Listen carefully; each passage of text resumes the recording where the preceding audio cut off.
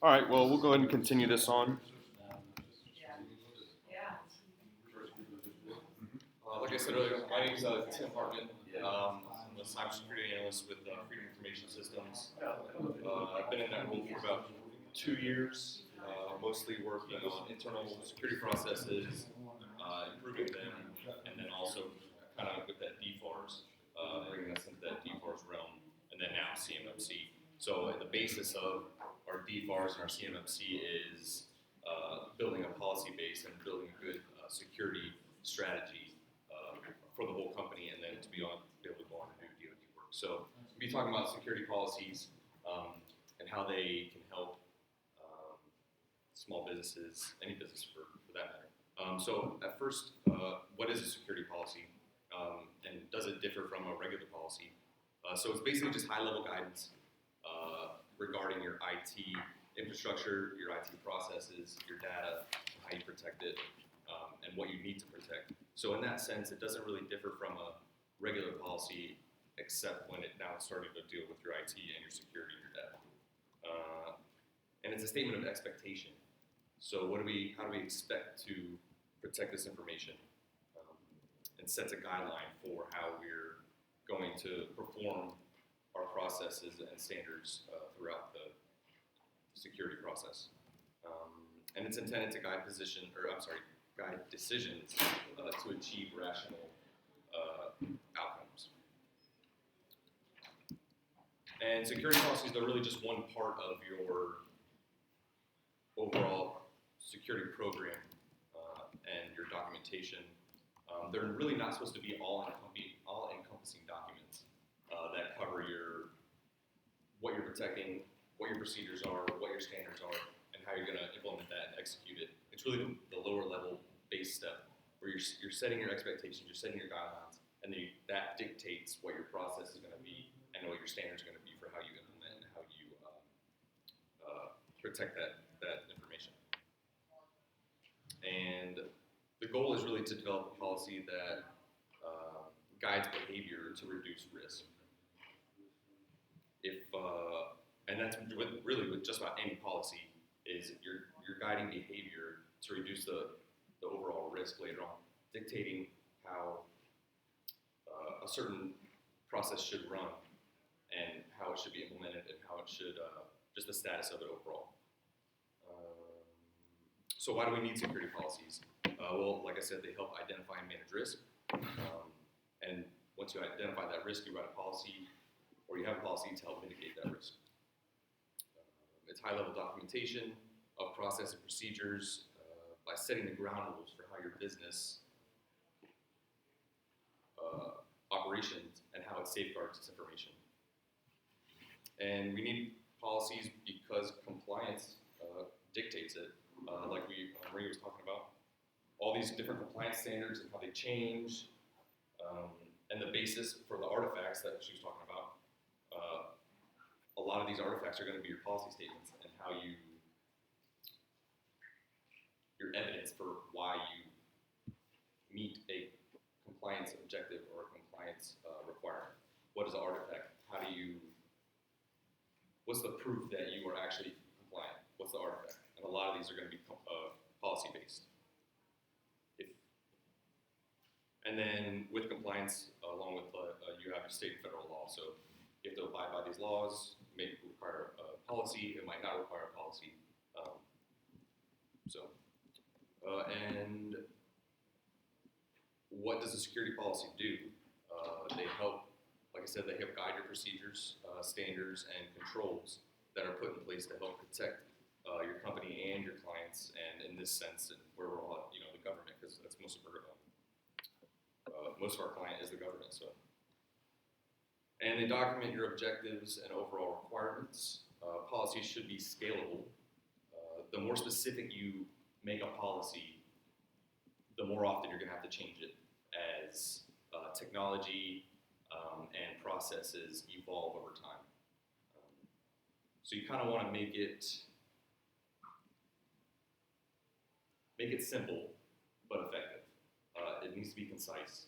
If it is too specific in a year, when you go to review it, you have to change it, and then once you change a policy, you might have to change the next level up So your process, your standard for how you implement that policy, then you have to go change that as well. And then it's just going to go down the line, and it's going to be paperwork all year round. You're going to need somebody on this all year, 24/7. So what needs do policies fulfill? They increase efficiency by maintaining consistency once it's documented, and that's how we function. That's how we perform our processes. That's how we, that's how we conduct business. Once that's in there, once it's documented and in law for our company, it'll start, the consistency of how we maintain that will increase. It upholds discipline and accountability, so what a policy says and how it says it will be maintained, that's where you have your discipline for if a policy is not followed, then that kind of sets your standard. Tim, I'd like to offer a comment. Yes, ma'am. When you're doing your policies, again, I'll go back to the guide of how you're going to be audited, 171A, and I look to see what they say, because sometimes the government has these tricky little things like, how do you disseminate your policy? They have other elements that say, who's responsible for it? You kind of want to match up your policy to see how you're being graded on the policy, so you answer the question that they ask. Because if you don't look at how you're being tested when you're writing it, you're probably going to have to rewrite it. Yes. And I have a little section as well as what should be in your policy, and that's going to be in there for sure. So along with the needs,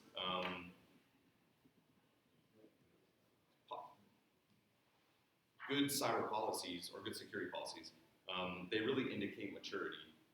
It shows that you have identified an issue or you have identified a requirement or a need, and you have documented it. So when these auditors come in and they're looking at, if you have a couple of the run-of-the-mill, your acceptable use, and your basic policies, and that's all you have, it doesn't show a lot of maturity. And that gets on that scale that Maria had, where you're level 1, you're level 2, you perform, you document. This is getting in that document, and it's increasing maturity as you have a more robust security documentation and overall, and with that, policies are ingrained in that.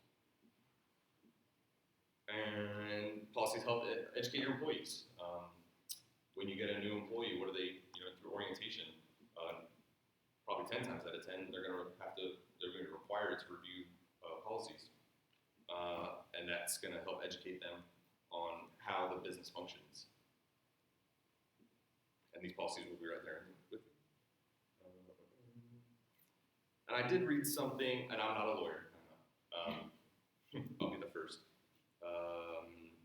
I've heard that it can help reduce liability in certain cases, and because it shows that you did your due diligence, it shows your maturity. You found a risk, and you tried to mitigate it through this policy, through this procedure or process. Yes, sir.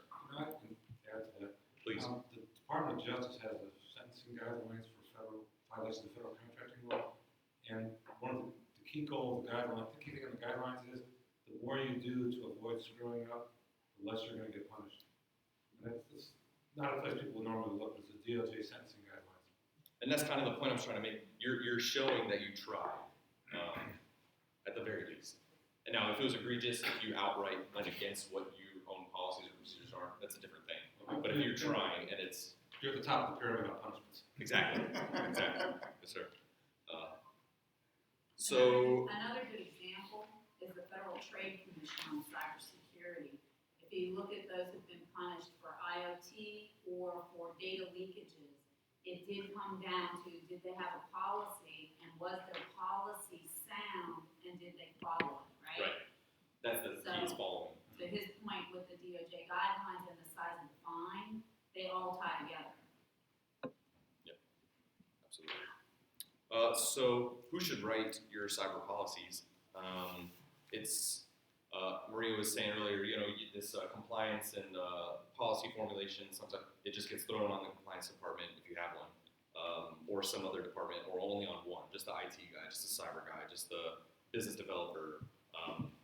It should really be a group effort because these policies contain things that range from HR to more technical side of things. So it really should be a combination of your IT, security, and your management, and then HR and things like that. It should be a group effort. And the same thing with compliance. Compliance, it goes the same way when you're when you're managing compliance and you're trying to become compliant in a certain standard. It should really be a group effort and not your security. This is a security compliance run. When you're writing policies and procedures, you should start looking at like how you're going to test that to prove it's working, how you're going to document it, and can you actually pass the test? Right. How do you evaluate it? And What documentation is required? So your auditor comes in, you say this is my policy, this is my procedure, and here's the documentation, time, date stamp. I got my IPE already set up. This is how I pull the report, and you hand that off to them. They're not going to have to go back and come back with a request list. Right. So it really speeds up the amount of time that they're on assignment. And with that, depending on your compliance standard, we'll use DFARS and CMMC. When we were going through DFARS, I went through the handbook. The NIST handbook 162? That's a step-by-step how you go through the 171. So it's a handbook on how you go through the handbook. And it says for each control, it says, do you have blank policy? That's almost number one for every single control. For the access control family, every control questionnaire, so to speak, is do you have an access control policy? Yes, no. No, it's probably an issue, So I literally went through that NIST 162, and every policy were asked specifically for a specific policy. And that gets back to, what needs to be in the policy, what policy do you need? And it really depends on your compliance standard, but since we're talking about DFARS and CMMC, I just figured I'd bring that up, because you're going through the requirements, and that's where you pull out what you need. Because depending if you have to be compliant with PCI, HIPAA, there's going to be different policies involved with those as well.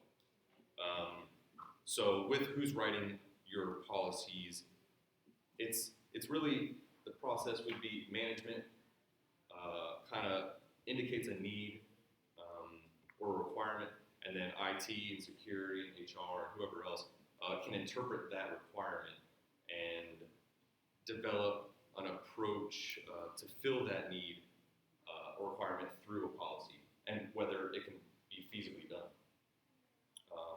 And with this, if you don't have all these separate, if you're a very small company, or just a small company in general, any company, and you don't have all these separate departments, or maybe one person is all these departments, there are plenty of resources available online for templates. Those are good. I used templates. They're not bad. You just got to make it yours. Don't copy word for word and just change the company name or change a couple words around. Really tailor it. It's a good starting point to get the language down and tailor it to your specific needs, because your access control policy is not going to be the same as my access control policy, even though access control is, we all have it, or should, but the way that one company performs it is way different than the requirement is way different. So templates are good. Do some Google searches for whatever policy you're trying to write. SANS, SANS.org. I think it's an org. They have a list of probably 30, 40 policies that they list them as templates that are available for anybody to download, use, and I got a lot of good with that there. So what kind of policies do you need? We kind of talked about this a little bit already, but what specific compliance standards do you have? Most of the time you'll have multiple compliance standards, depending on your type of business. So, like I said, HIPAA, PCI, payment card industry, Sarbanes-Oxley, does that apply to your company? DFAR, CMMC, obvious ones. Do you have a facility security clearance? That's a whole nother ballgame. And those require a whole nother set of policies, whether you're a possessing or non-possessing. Who are your customers? DoD, that's one set of compliance. VA, then you got, once CMMC gets rolled out to the whole federal government, then you're going to have to deal with probably HIPAA and CMMC. So it's just really knowing who you work for, and what you do, and what compliance standards and what other requirements there are. Because if you work for NASA, if you work for DoD, if you work for the VA, they also have their own specific set of requirements or things that are going to be in that contract that you might have to adjust your policies on as well. So it's really knowing what you do and who you do it for and their specific roles. Yes, ma'am. I would not recommend that a company owner change their policies to match a government policy. I would encourage them to put a paragraph in that says, my employees that work for a particular customer may have to follow the designated contractual or government policies, because you want to change your policies like once a year, not once every quarter. And so if you can find the kind of language that allows you to adapt and keep what you have, you're in a much better position. Absolutely. Yeah, and that goes back to being scalable or being concise, being put enough in there to be a catch-all to cover, but to also cover your own liability and to make sure that you don't have to spend weeks on end every year with a single policy. Because you can spend a week just evaluating and reconstructing one policy. How many policies do you have in your company? So it can take quite a long time, especially if you're small. You're working on proposals, bids, and then all of a sudden, it's your annual time to review all this stuff again. So, yes, sir. So would you recommend then maybe making that in an appendix, maybe CMC specific pieces, or would you recommend just have like a paragraph that points to other documents? I guess it depends on what the external documents are, or the external requirements, I should say, on what they are. If it's a CMMC or a DFARS, that some of those are going to be, you're going to have to, for us, we put in existing policies that we already had, we just added to what the newer requirements were. So we changed processes because we had to, implementing multi-factor, implementing a lot of some of the attainable objectives from the DFARS requirements, and then just add that in the policy because that's how we conduct business now. So it affected how we conduct business. So we just added it to our policies. Now, I guess it really depends. Every company's different. That's no real template way to do it. Right. That's what you're saying, yeah. All right. I'd add to that. So if you're a company that has to meet multiple standards, so for a while you're going to have to meet 171 and CMMC because they overlap. If you have to meet HIPAA or any other ISO 27000 footnote in the policy, which sections meet which controls or practices for each standard. Because you're going to have some overlap, and you're going to have some that are specific to one standard. And if someone is reviewing that with 171 in mind, and they see something, well, that's above and beyond. I don't know if we want to do that. Let's consider taking that out. It might be in there because it supports another standard. So it's good to put that Have a reference so that when you're looking at it, like why is that in there? You don't have to find the person if they left the company that put it in there. That's okay.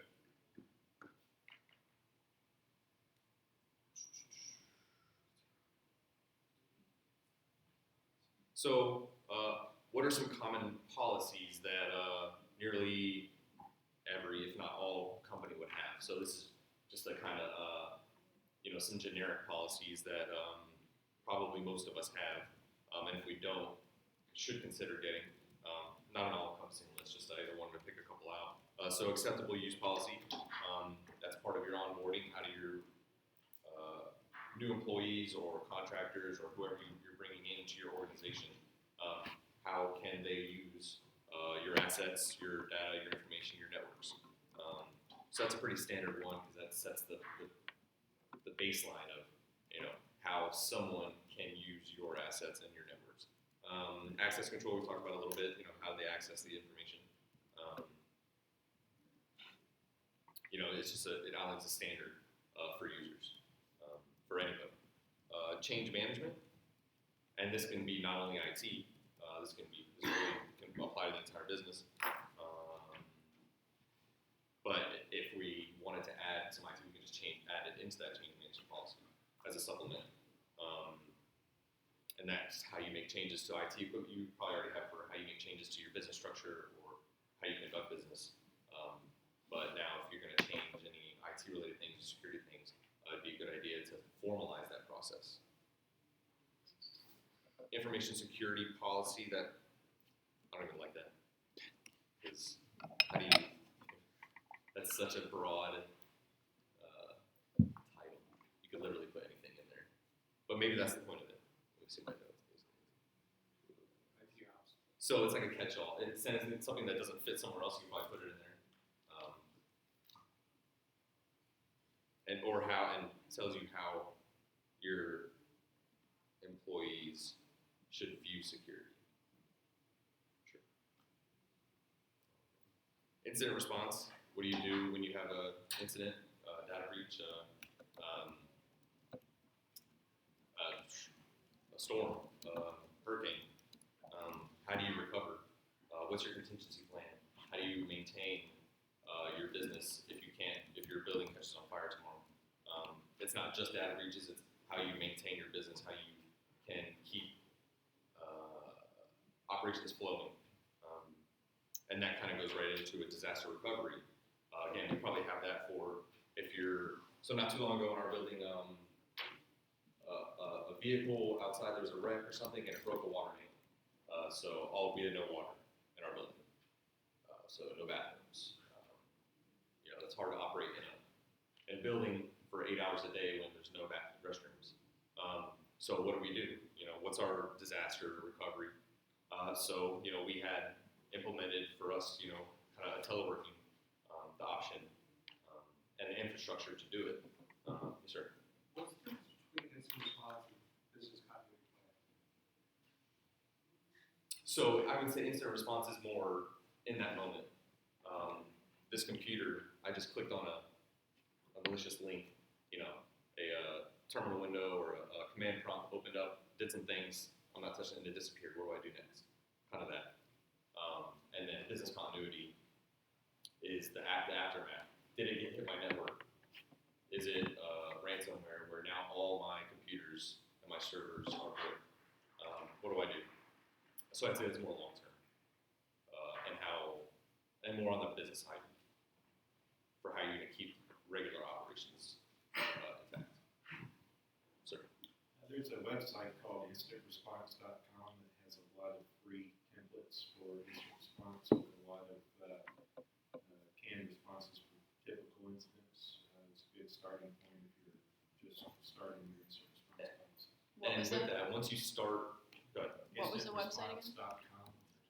Once you start it, you're 10 incidents in, and there's still, how many more things can I think of that can happen? Whether it's a storm, whether it's a car crashing outside and breaking a water main where we don't have water. So that's good for if there's a lot of templates for different situations, different scenarios, for sure.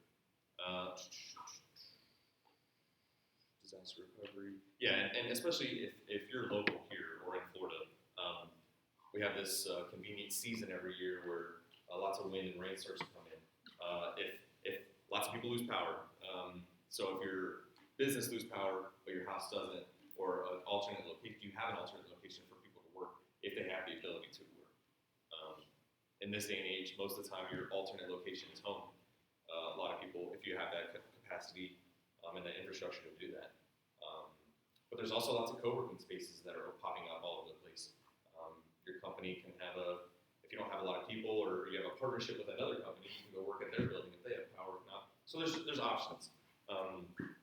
And then maybe in the near future with this COVID stuff, Florida might have to shut down, say stay at home or stay, do workers have the capability to work outside of your physical location, physical building?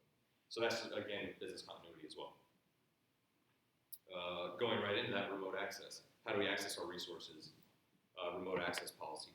Can your employees access information not in your physical location, in your building where your company does business?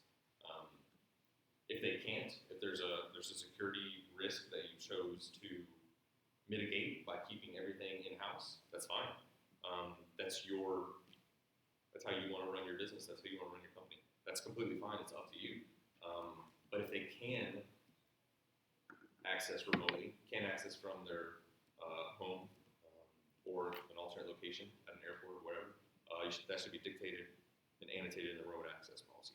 And again, all these and many more are on the sans.org website for templates, and it's a pretty good resource if you're starting out or you're kind of having issues with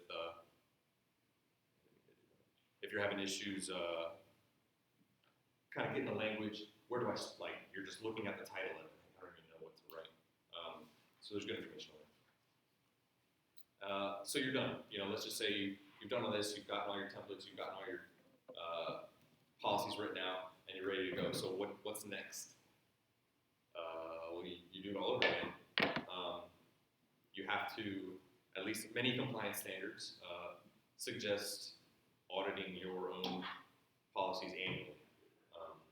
So you just wrote 13, 14 policies about referring to DFARS and CMMC. So in a year, are you going to have to review and audit and adjust, if necessary, all 13, 14 policies? But if that's what it says in the compliance standard, then yes. But there are options. So you can do all of them at one time. You can do like a rolling audit where every 3 months or every quarter, you kind of just do a quarter of your policies every quarter. Or however you do, half of them every 6 months, however you want. And this is required because business processes change, technology changes, compliance standards change. So it's important if you get audited and they come in and they're looking at your policies and you have a rev on their revision, or you have a verified date and it's a couple years down, from that date, they might ask, when was the last time you actually looked at this policy? Like, it's completely out of date. We don't even use this technology anymore. This process has been, found to be insufficient. So it's a good practice and it's a required practice to kind of go through and audit yourself to find those deficiencies before a professional would that you paid to come in to audit you. Sir?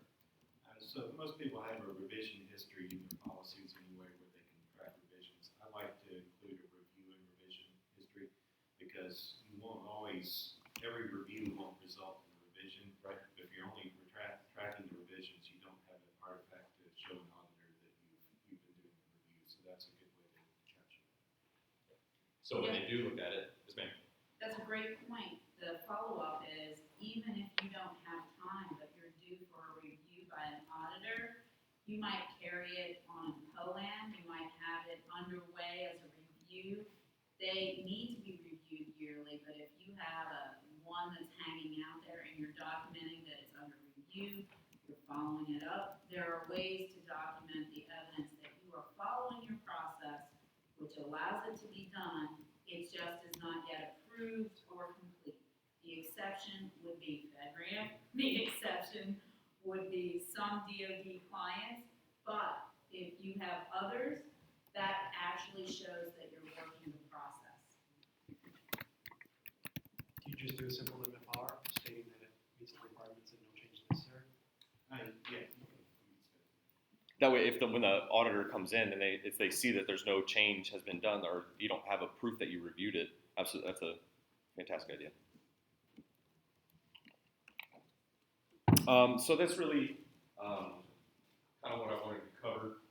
Just the importance of policies and policy creation in your overall